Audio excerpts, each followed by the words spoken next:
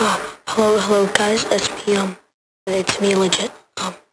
So, it's 3:57 for me right now, and I'm logging on Roblox because I just wanted to, do a late night thingy, and out of nowhere I just see account banned, and for a day, apparently.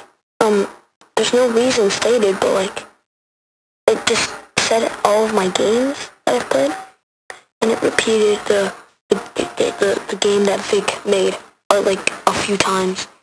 But I don't know what's happening, man. I'm genuinely I don't know, man. Just kind of scary. I just got banned out of nowhere, man.